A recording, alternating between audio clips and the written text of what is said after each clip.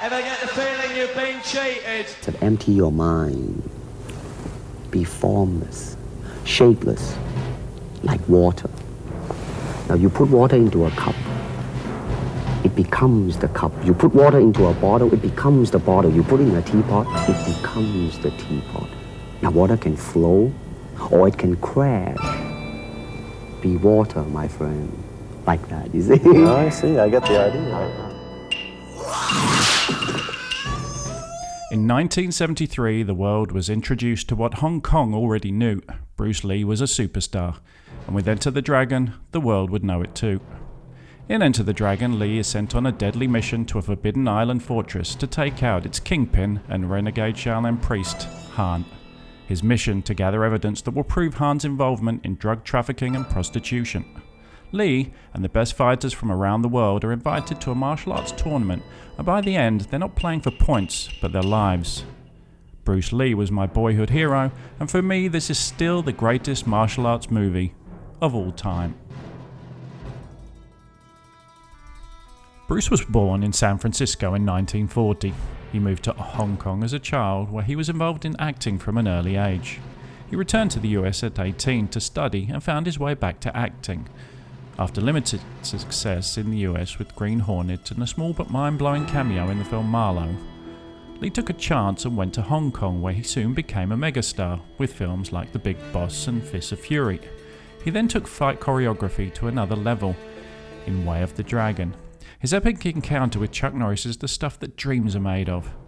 If you don't want to watch the whole movie, do yourself a favour, go and check out this epic battle on YouTube. The American studio thought they were taking a risk on this Hong Kong action star with a budget of $850,000. They shouldn't have worried. It's taken in over $350 million worldwide at the box office. That's the equivalent to more than $1 billion adjusted for inflation. It's still the most profitable martial arts film of all time. Enter the Dragon was the first film to combine martial arts action with a James Bond style storyline. It also had elements of the emerging blaxploitation genre. Unfortunately, Bruce Lee never got to enjoy his success. He died in Hong Kong 3 weeks before the movie's premiere. He was just 32. But Lee left a lasting legacy with the first Chinese martial arts film produced by a major Hollywood studio. This was a major breakthrough for Asian Americans.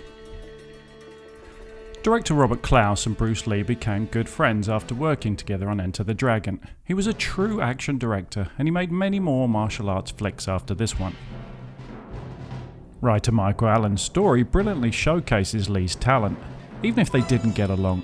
Allen also wrote the 80s cult classic, Flash Gordon. The music was composed by Lalo Schifrin.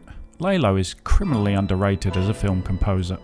He's up there with Morricone, Goldsmith and Williams. If you don't believe me, check out the Dirty Harry soundtrack for some of the best grooves ever set to film.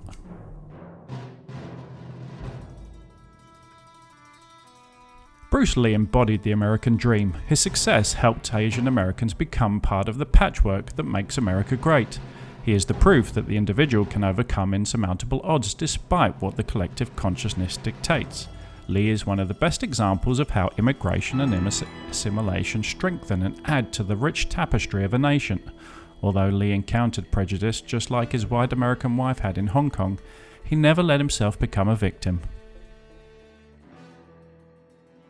Lee had a great admiration for culture and tradition. He wanted to add what was good from his own culture onto the classic traditions of America. For example, he added Western fighting styles to his own traditional Kung Fu Wing Chun background. Lee himself was also mixed cultures. He had a Han Chinese father, while his mother was of Chinese and German ancestry. He brought this attitude of blending the best from different styles into his own fighting system, Jeet Kune Do, the way of the intercepting fist. This fight philosophy is what made Bruce Lee the godfather of mixed martial arts. Some people like the acrobatics of Jackie Chan or the gracefulness of Van Damme. Some like the power of Chuck Norris. But for me, only one actor incorporates all of these elements and so much more. If Muhammad Ali floated like a butterfly and stung like a bee, then Lee prowled like a cat and hit like a bolt of lightning. His style of fighting is poetry in motion. Lee hit the sweet spot between the over-the-top stylized crouching tiger and the Jason Bourne's overly effective simplicity.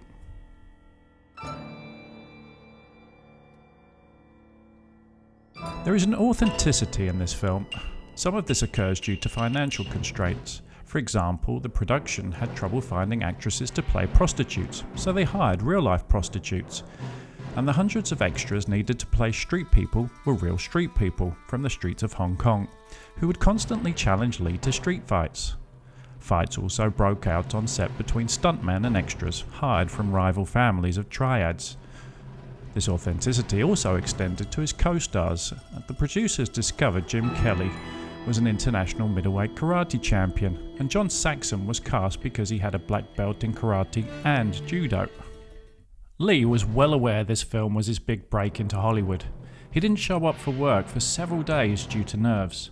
He was a perfectionist that refused to compromise with regard to fight choreography.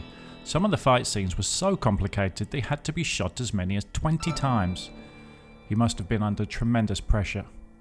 Bruce overcame so many obstacles, especially as a perceived outsider in America, but he ended up becoming the most influential martial artist of all time and a pop culture icon.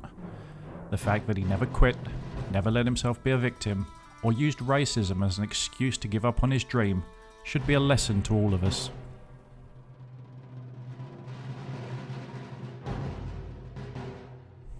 There is more genuine diversity in this film, which is nearly half a century old, than in any fake wokeism modern Hollywood is producing today. There are black, white and Asian heroes. This is real representation. There are also strong females. Angela Mao plays Bruce's sister, and she tears up the screen. She really looks like she's capable of taking out 10 regular-sized guys. She also does it with beauty and elegance.